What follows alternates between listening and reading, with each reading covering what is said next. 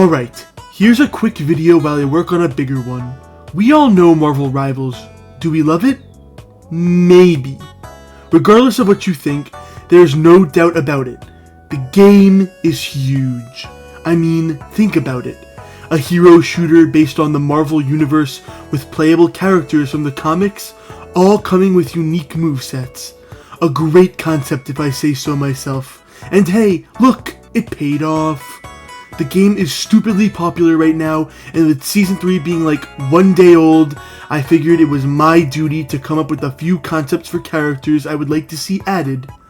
That being said, I will go over 3 of them. 1 Vanguard, 1 Duelist, and 1 Strategist. Also, keep in mind that Marvel Rivals is this baby's first hero shooter. Those types of games don't really interest me, but you know, Marvel. Anyways, let's get into our first character.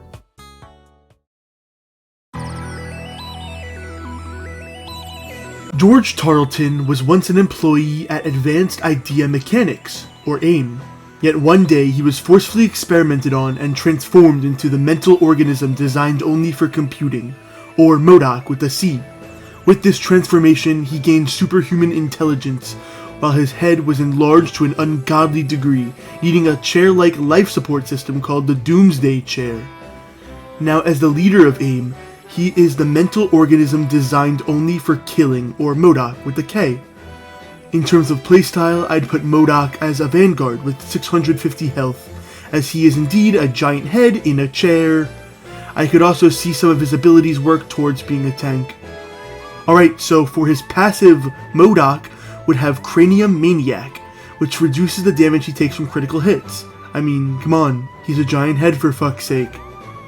For his primary fire, he has Bionic Emission of Artificial Malignance, or Beam, which would act very similarly to Emma Frost's Telepathic Pulse, except it wouldn't gain power as it hits. It would come with 30 ammo and drain in about a second, much like Star-Lord. It'll also have a hit scan, as well as a cutoff range of 25 meters. Now onto his abilities. For his right-click ability, I have Systemic Harboring Intelligence, Electrically Loaded and Dynamic, or Shield, which creates a shield like Doctor Strange or Emma Frost. For variety's sake, I'm going to take from this MODOK idea I found, and have the shield be like a dome with MODOK in the middle. I'd have the shield always be surrounding him, with it even following his movements. It'll stay up for 3 seconds and have a 6-second cooldown, but beware, anyone but MODOK himself can walk through the barrier. Now for his E ability, he has Barrage of Light Annihilating Seismic Turrets, or Blast, which will act very similarly to Iron Man's Microbe Missile Barrage. MODOK will shoot out 12 small missiles in quick succession that will home in on wherever his crosshair is pointing towards.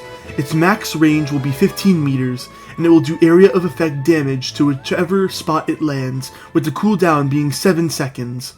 For his left shift ability, I have Longitude Elevation Gear, or Leg, where MODOK will release 6 tall spider-like legs, sort of elevating him higher than he would normally float. You can consider this kind of like the Thing's Yancey Street Charge, except without the whole no movement abilities and knock-up gimmick it has. Instead, it'll give a higher mobility boost and damage enemies that are walked over. It'll have a max duration of 4 seconds and have a cooldown of 10 seconds.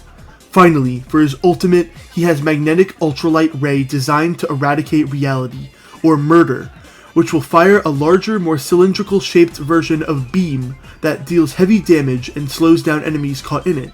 It's basically a death sentence if you're caught in it, so MODOK's turning speed will be tuned down during his ultimate, and he will be unable to use other abilities as well. With a duration of 5 seconds, it'll also grant him a bit of bonus health per kill, as he is designed only for killing. Hitmonkey used to simply live among a group of Japanese macaques, yet one day they were visited by a hitman searching for refuge. So the monkeys decided that they would assist this hitman in his recovery, yet the one who would one day be known as Hitmonkey disagreed with this. However, the monkey would end up studying the hitman as he trained, and would gain the knowledge of a proper hitman soon enough. Eventually, it got to a point where the monkey was cast away by his people due to his own aggression, but in the end, it would seal their fate.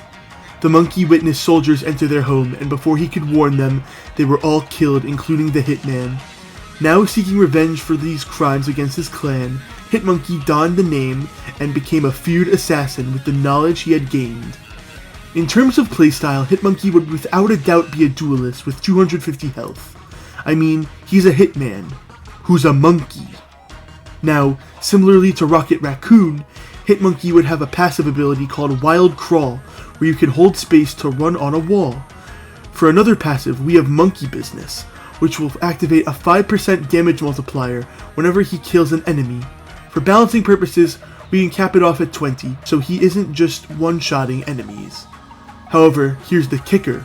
If Hitmonkey dies, the multiplier is removed and he'll have to stack it up all over again. Alright, now for his primary fire, he has his dual pistols, which would have 12 ammo and take about 2 seconds to burn through it all. He would also alternate between them per shot, kind of like Groot's Vine Strike, but faster and with better range. Now onto his abilities. For the sake of flowing better, we'll go over his left shift ability first. So for that, he has Leap, which will have 2 charges, with a 5-second cooldown for each. With this ability, Hitmonkey can land onto the ground, land and grab onto a wall to flow better into Wild Crawl, or land and latch onto the top of an enemy.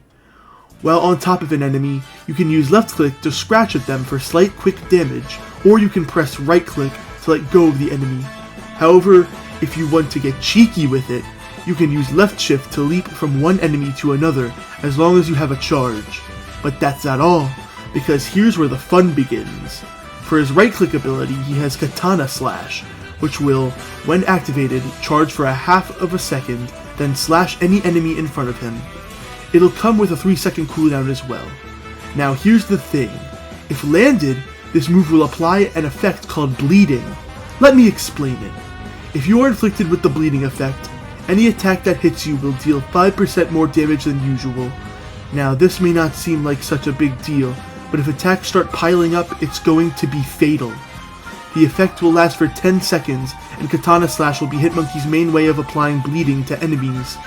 Now for his E ability, we have Macaque Mayhem, which will have a 10-second cooldown and will give Hitmonkey a 10% damage multiplier to his base level damage for 5 seconds.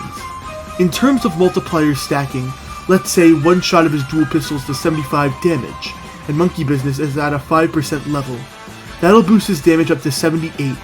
Now activating Macaque Mayhem would apply 10% of his base 75 damage onto his output, which would bring it up to 85. The same math applies to damage dealt on targets with bleeding. Now, that's not even all for this ability.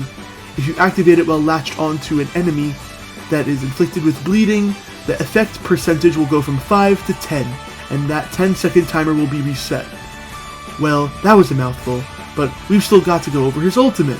For that, we have Killer of Killers, which increases Hitmonkey's rate of fire, gives him infinite ammo, and gives him a 10% damage multiplier for every kill achieved during the ultimate. Any multipliers earned through this ability will go away after its 10-second duration. I'm totally not ripping off the Punisher's ultimate. What are you talking about? Jonathan Owen was once a researcher who worked under Kingpin, tasked with recreating a teleportation system. One day he was able to open a portal which he stepped into. After passing out from the shock and finally coming to, he awoke in a totally white dimension filled with an endless sea of black portals. Eventually he returned to Earth, but when he did, his body had become completely white with black spots covering him. Now, with the ability to use these spots as portals, the spot has access to an infinite number of dimensions. In terms of playstyle, I feel that the spot would be a strategist, as we can use the light and dark aspect of his spots to deal damage and heal. So for his primary fire, he would have Dimensional Energy, which, like I said before, can be used to either damage enemies or heal allies. This will come with 20 ammo that can be burnt through in 5 seconds.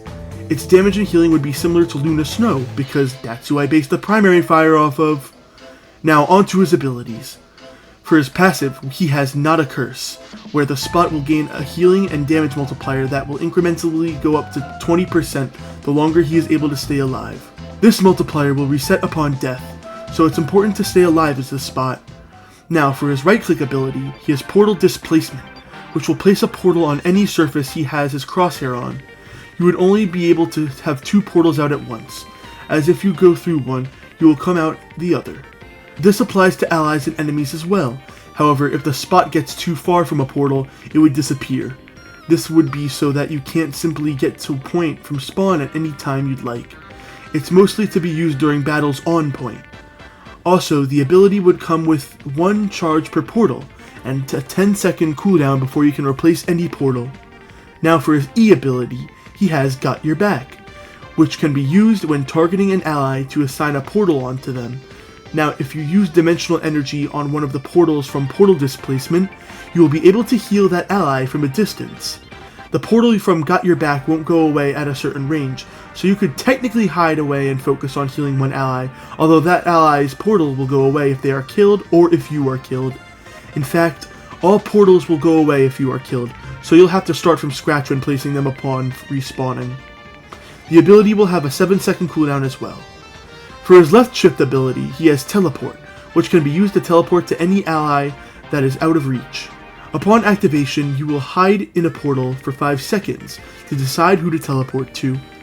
This selection will sort of work like when you spectate an ally upon death. You can swap your perspective with left click and check who will need your assistance the most. Pressing left shift again will teleport you to the ally you are spectating, whereas if the 5 seconds pass, you will be spit out of your portal back to where you used the ability. This ability will have a cooldown of 15 seconds, as it is one of the spot's more useful abilities. Finally, for his ultimate, he has Multiversal Nemesis, which will allow the spot to shoot out 20 different portals in quick succession. These portals cannot be traveled through, but they will be able to constantly heal allies while drawing in and damaging enemies. After all 20 portals are placed, they will go away after an additional 10 seconds.